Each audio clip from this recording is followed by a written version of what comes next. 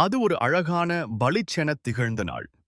நல்ல மனசு தீவு என அழைக்கப்படும் இடத்தில் சபின் மற்றும் ஷெரின் தங்கள் தாத்தா பாட்டி வீட்டிற்கு கோடை விடுமுறைக்காக வந்திருந்தனர்.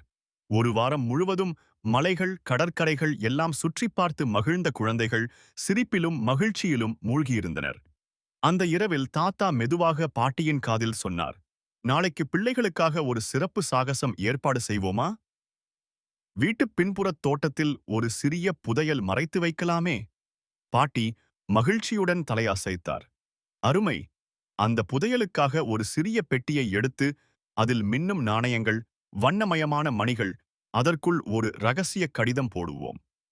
அடுத்த நாள் காலை குழந்தைகள் விழிப்பதற்கு முன்பே தாத்தா பாட்டி அந்த பெட்டியை எடுத்துச் சென்று பின்புறத் தோட்டத்தில் இருந்த பழைய ஆலமரத்தருகே புதைத்து விட்டனர். காலை உணவுக்குப் பிறகு தாத்தா சிரித்தபடி சொன்னார், இந்த பின் தோட்டத்தில் எங்கோ ஒரு புதையல் இருக்கிறது என்று கேள்விப்பட்டேன். ஆனால் அதை துணிச்சலும் அறிவும் கொண்டவர்கள் மட்டுமே கண்டுபிடிக்க முடியும். சபீன். ஷெரின் கண்களை பெரிதாகத் திறந்தனர்.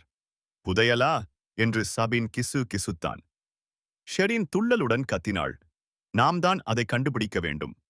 பின்னர் அவர்கள் ஆர்வமுடன் தங்கள் புதையல் வேட்டை ஆரம்பிக்க திட்டமிட்டனர். சபீன். ஷெரின் தோட்டத்தில் மரங்களும் கொடிகளும் கீழ் ஆராய ஆரம்பித்தனர். அவர்கள் தோட்டக்குடிலில் இருந்த சிறிய கருவிகளை எடுத்துக்கொண்டு பின் தோட்டத்திற்குச் சென்றனர்.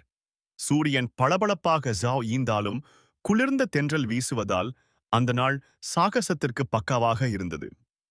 புதையலை தேடும் போதும் அவர்கள் சிரித்துக்கொண்டே கண்டுபிடித்தால் அதை எவ்வாறு பயன்படுத்த வேண்டும் என்று பேசிக்கொண்டே சென்றனர். நான் சில புத்தகங்கள் வாங்குவேன் என்றான் சபீன். நான் பாட்டிக்காக ஒரு பரிசு வாங்குவேன் என்றாள் ஷெரின். மீதியை நம்ம ஒளிக்கடற்கரை பயணத்திற்கு பயன்படுத்துவோம். பாட்டி இதைக் கேட்டு பெருமையாக சிரித்தார். ஏனெனில் அவர்கள் எல்லாரும் புதையலை நல்லவிதமாக பயன்படுத்த நினைத்திருந்தனர். சில நேரம் கழித்து தோட்டத்தின் ஓரம் இருந்த பழைய ஆலமரத்தருகே சபின் ஏதோ விசித்திரமாகத் தெரிந்ததை கவனித்தான். அங்கே பாரு, ஏதோ பளபளப்பாகத் தெரிகிறது என்றான். அவர்கள் இருவரும் விரைவாக ஓடி மெதுவாக மண் தோண்டத் தொடங்கினர்.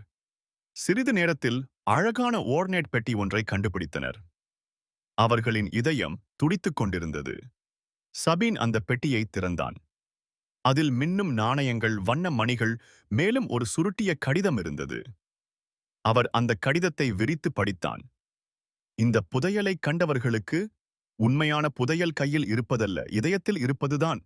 இதை அறிவை பெற, வளர, மற்றவர்களுக்கு உதவுவதற்கு பயன்படுத்துங்கள். அப்படிச் செய்தால்தான் வாழ்க்கையின் உண்மையான புதையலை, அறிவு, நம்பிக்கை, அன்பு நீங்கள் கண்டுபிடிப்பீர்கள். சபீன். ஷெரின் ஒன்றை ஒன்று பார்த்து சிரித்தனர்.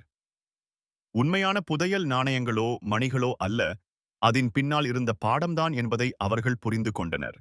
அவர்கள் அந்த பெட்டியை தாத்தா பாட்டிக்கு காட்டினார்கள். ஹோ ஹோ ஹோ, அருமை என்று தாத்தா மகிழ்ச்சியுடன் சொன்னார். பின்னர் தாத்தா கூறினார், உண்மையான புதையல் தங்கமோ வைரமோ அல்ல. உண்மையான புதையல் அல்லாஹ்வின் வழிகாட்டுதலில், நேர்மையிலும் பிறருக்கு செய்யும் அன்பிலும் இருக்கிறது. நீங்கள் உங்கள் நோக்கில் அல்லாஹ்விடம் நேர்மையாக இருந்தால் அல்லாஹ் உங்களை வழிநடத்துவார், மற்றவர்களுக்கு உதவுவதற்கான வாய்ப்புகளையும் தருவார். அதன்பின் தாத்தா நபி முஹம்மது அவர்கள் சொன்ன ஹதீஸைச் சொன்னார். யாராவது ஒரு முஸ்லிமின் துயரத்தை தீர்த்தால் அல்லாஹ் அவரின் மறுமை நாள் துயரத்தை தீர்ப்பார். யாராவது ஒருவரின் சிரமத்தை எளிதாக்கினால் அல்லாஹ் அவரின் இம்மை மறுமையில் சிரமங்களை எளிதாக்குவார். அல்லாஹ் தனது அடியாருடன் இருப்பார். அவர் தனது சகோதரனுக்கு உதவியளிக்கும் வரை. சபீன். ஷெரின் பெருமையுடன் கேட்டனர். அந்த நாளிலிருந்து அவர்கள் புரிந்து கொண்டனர். உண்மையான புதையல் பிறருக்கு உதவுவதிலும் நல்லது செய்வதிலும் தான் இருக்கிறது. அதன்பின் அவர்கள் ஒவ்வொரு முறை தாத்தா பாட்டி வீட்டுக்கு வந்தாலும் பழைய ஆலமரத்தருகே போய் அந்த நாளை நினைவு கூர்ந்தனர். புதையலை தேடுவதற்காக அல்ல, உண்மையான புதையல் அவர்கள் இதயத்திலேயே இருப்பதை நினைவில் கொள்ளத்தான். அந்த புதையல் நல்லது செய்வதின் மகிழ்ச்சி மற்றும் கொடுக்கும் மனசு.